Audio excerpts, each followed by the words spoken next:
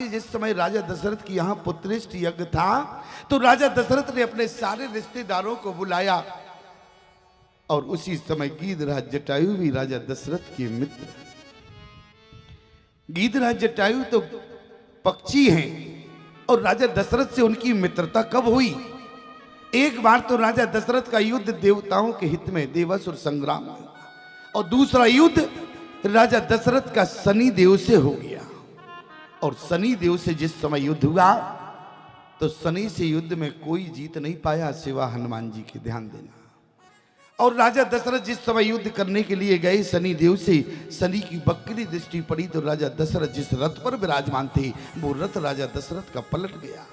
और जैसी रथ पलटा राजा दशरथ भूमि पर गिरने लगे। गीधराज जटायु ने अपनी गुफाओं से देखा कि लगता है कि कोई भूमि पर गिर रहा है। गीधराज जटायु दौड़ कर गए और राजा दशरथ को अपनी गुफा अपने पंखों में भर लिया, जमीन पर लेकर आए।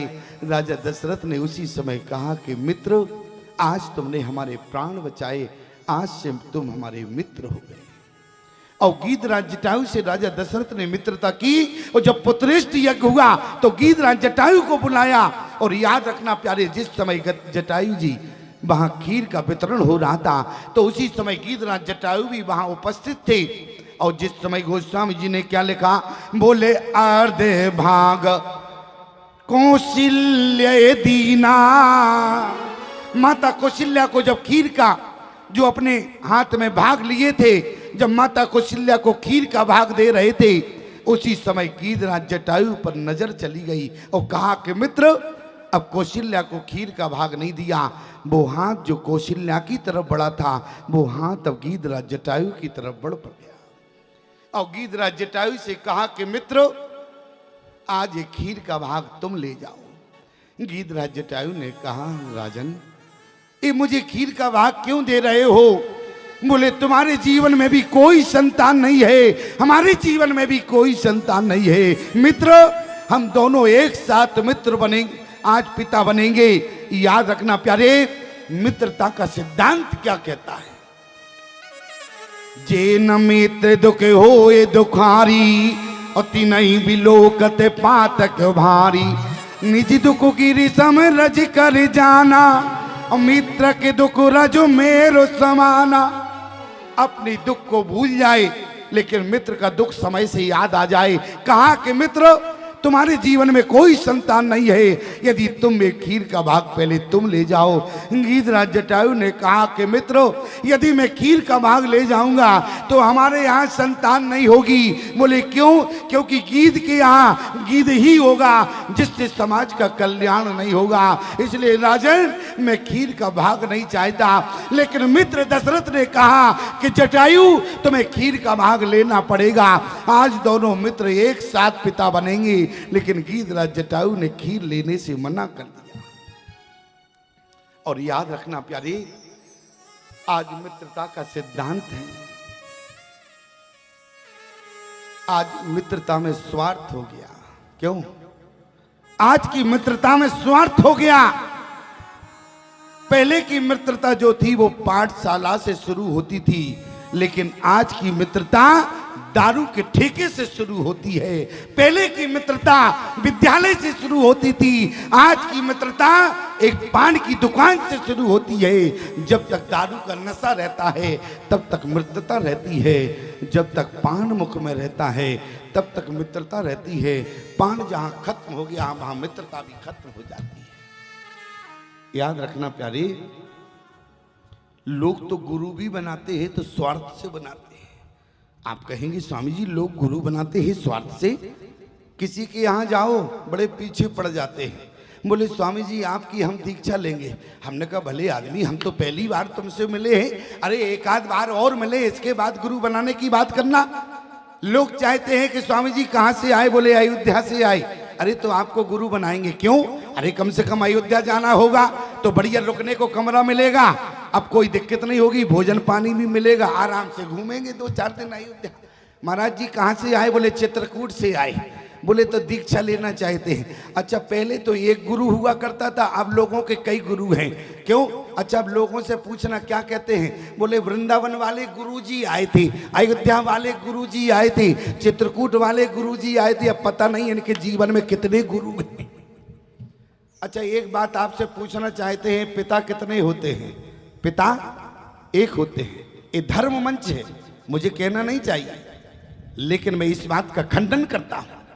लोग धर्म मंच से क्या कहते हैं, कहना तो नहीं चाहिए लेकिन कहना पड़ रहा है, क्योंकि हम कई लोगों के घर जाते हैं। ये कौन है? ये पापा है। अच्छा ये कौन है? ये बड़े पापा हैं। अच्छा ये कौन है? ये छोटे पापा हैं। अब समझ में नहीं आता पापा कौन है। क्यों? ये शब्द अच्छे हैं क्या?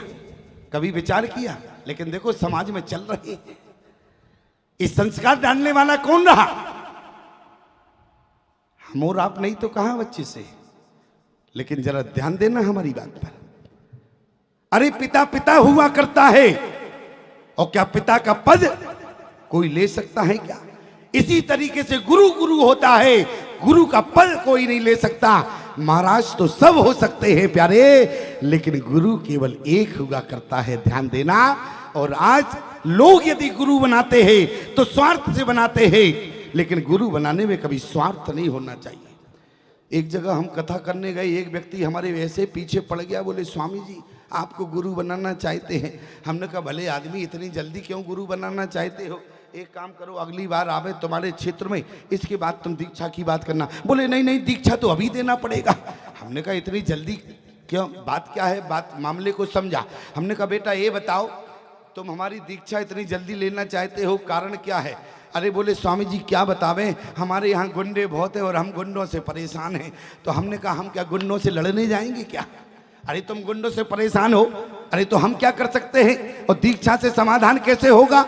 यदि तुम्हारे जीवन में गुंडे हैं और तुम गुंडों से परेशान हो तो दीक्षा से समाधान कैसे होगा? बोले स्वामी जी हम बताएं। हमने कहा बताओ। बोले जब हम आपकी दीक्षा ले लेंगे। हमने कहा फिर? बोले हमारे यहाँ गुंडे बहुत है, गुंडे आते हैं कहते हैं पान लगा, तो हम पान लगाते हैं, और कहते हैं नालायक तुलसी छाप तमाकू डालना, तो बोले हम तुलसी छाप तमाकू डालते हैं। तो बोले स्वामी जी क्या करें, उनको पैसा तो देना नहीं होता है, वहीं पर पान चबाते हैं और उसी दुकान के नीचे थूक देते हैं। कहते हैं नालायक झूठ बोलते हो, इसमें तुलसी छाप तमाकू थी क्या? तो बोले स्वामी जी पैसा तो देना नहीं होता है, पान खा के वहीं थूक कर चले जाते हैं। हमने कहा तो दीक्षा से समाधान कैसे होगा? बोले आपकी कथा से लोग प्रभावित हैं यहाँ, और जब हम आपकी दीक्षा ले लेंगे और गुंडा आएगा पान लगा, और जब हम आपकी दीक्षा ले लेंगे तो आपका एक फोटो पान की दुकान में लगा देंगे। हमने कहा बेटा फिर क्या करोगे? बोले जैसे ही गुंडा आएगा, गुंडा कहेगा पान लगा, तो हम पान लगाएंगे, और जैसे ही वो कहेगा तुलसी छाप तमाकू डालना, तो हम तुलसी छाप तमाकू डालेंगे, और जैसे ही वो कहेगा नालायक झूठ बोलते हो इसमें तुलसी छाप थी, तो बोले हम उस गुंडे को विश्वास दिलाएंगे। हमने कहा भले आदमी कैसे विश्वास दिलाओगे? बोले जो आपकी फोटो लगी है ना, गुरु कसम तुलसी छाप गुरु कसम 365। हमने कहा गजब हो गया, हमें ही दाव पे लगा दोगे। देखो ऐसे ऐसे लोग मिलते हैं, तो ईमानदारी से बताओ गुरु का कल्याण होगा या शिष्य का कल्याण होगा?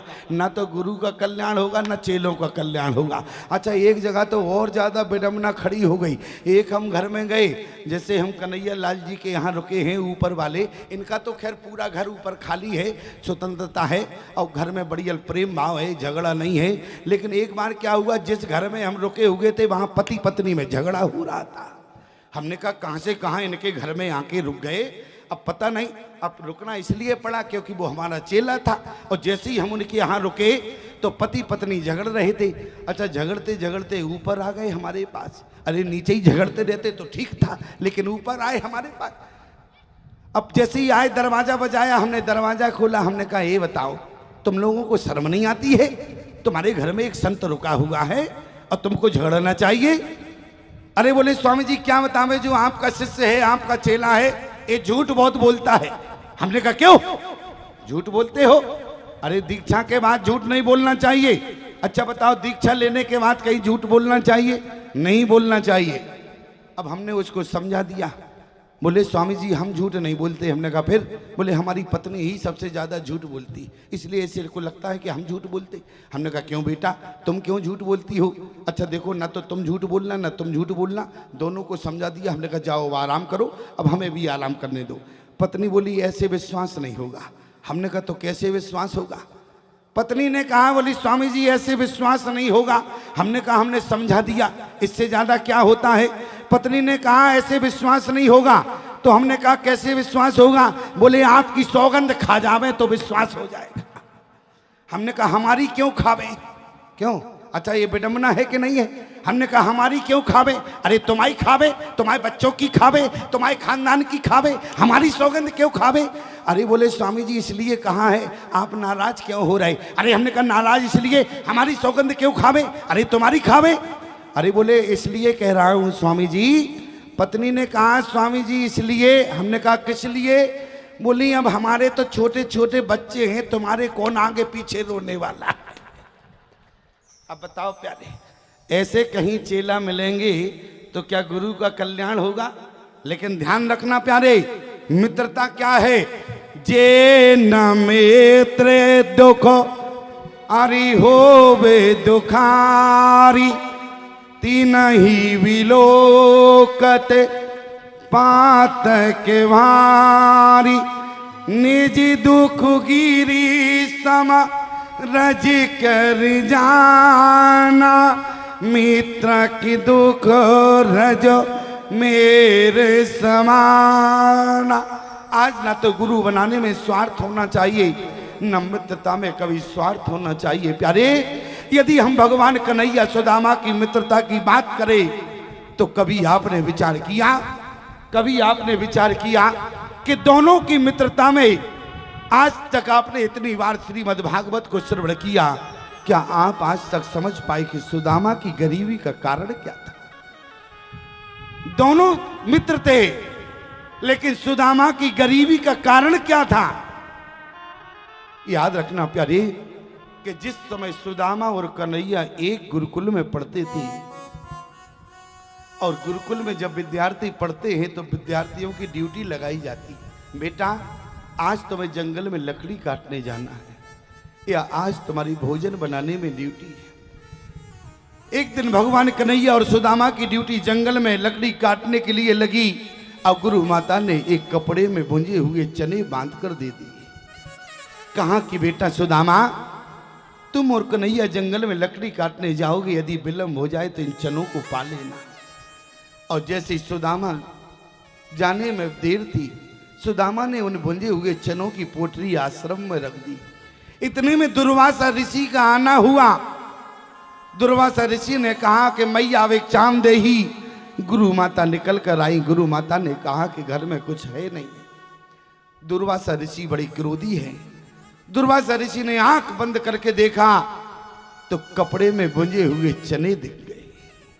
दुर्वासा ऋषि ने श्राप दे दिया, जो इन चनों को खाएगा पूरे जीवन निर्धन रहेगा। याद रखना, सुदामा प्रारब्ध से गरीब नहीं है, सुदामा जन्म से गरीब नहीं है। सुदामा की गरीबी का कारण है केवल मित्रता। और आज जिस समय सुदामा जंगल में लकड़ी काटने के लिए गया, सुदामा दूरी बना रहे थे भगवान से, और भगवान तो सब जानते थे। भगवान ने भी क्या किया, एक वृक्ष के नीचे लेट गए, सोने का नाटक करते। सुदामा उसी वृक्ष के पीछे खड़े होकर उन चनों को खाने लगा। उसी समय भगवान ने आंख खोला। भगवान ने कहा कि सुदामा, लगता है कि तुम कुछ खा रहे हो।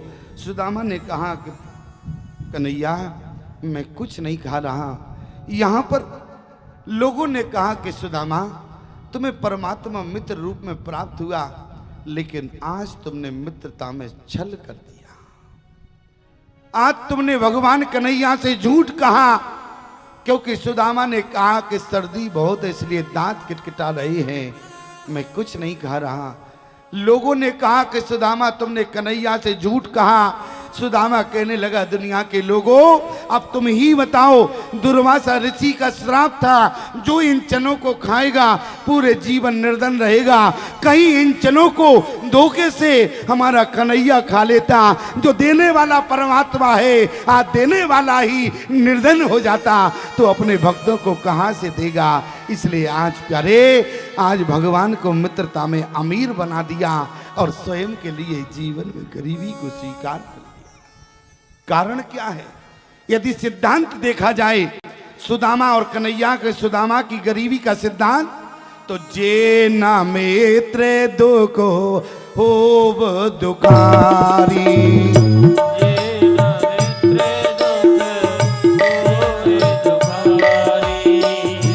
जे ना मित्र दुख होव दुखारी, जे ना मित्र दुख होव दुखारी, तिनहि बिलोकत पातक वारी, तिनहि बिलोकत जातक वारी, निज दुख गिरि सम रजि कर जाना, जिन दुख मेरे सम रजि सुख नाना, मित्र के दुख रजो मेरो सवाना, मित्र के दुख रज मोए समाना।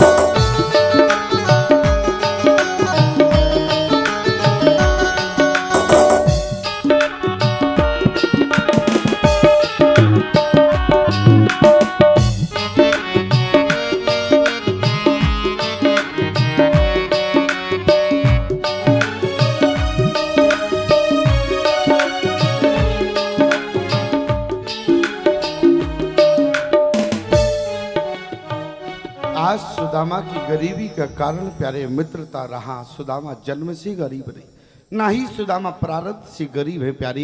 गरीबी का कारण दोनों के बीच में मित्रता रही। आज सुदामा ने जीवन भर के लिए गरीबी को स्वीकार कर लिया, लेकिन मित्र कन्हैया को अमीर बना दिया प्यारे। और आज यदि मित्रता की बात करें तो यहाँ गीधराज जटायु से राजा दशरथ ने यही कहा कि मित्र एक खीर का भाग तुम ले जाओ। गीधराज जटायु ने कहा कि राजन मुझे क्यों खीर का भाग देना चाहते हो? बोले मित्र खीर का भाग ले जाओगे तो तुम्हारे यहाँ संतान होगी। गीध ने कहा गीध के यहाँ गीध ही होगा, जिससे समाज का कल्याण नहीं होगा। इसलिए मित्र यदि देना चाहते हो तो तुम्हारे रघुकुल में रघुकुल रीत सदा चली आई, प्राण जाए बरो वचन न जाए। इसलिए यदि आप मुझे वचन दे देते तो आपकी बड़ी कृपा रहती। राजा दशरथ ने कहा कि मित्र जटायु क्या वचन चाहते हो? उसी समय प्यारे गीधराज जटायु ने कहा कि राजन मैं सिर्फ इतना वचन चाहता हूं, आपके हाथ में जो खीर का भाग है, आपके हाथ में जो खीर का भाग है, आप जो खीर का भाग गीध जटायु को दे रहे थे, वो खीर का भाग मुझे केवल इतना वचन दे दो, ये जो आपके हाथ में खीर का भाग है, आप जिस रानी को दोगे उस रानी के गर्भ से जो संतान होगी वो तुम्हारी अंतिम क्रिया नहीं बल्कि गीध जटायु की अंतिम क्रिया करेगा। मैं केवल इतना वचन चाहता हूं। और याद रखना प्यारे हमारे यहाँ सिद्धांत क्या है? बोले पितु की अंत क्रिया करबे को अरे बड़ो पूत अधिकारी, ओ सो पितु क्रिया भरत के सौंपी और प्रभु खग क्रिया समारी। आज प्यारे राम जी ने स्वयं गीधराज जटायु का अंतिम संस्कार किया। प्रमाण अविरल भगति मांग बर और गीत गयो हरिनाम और जय की क्रिया जतोचित और निज कर की नीराम। स्वयं राम ने जटायु का अंतिम संस्कार किया।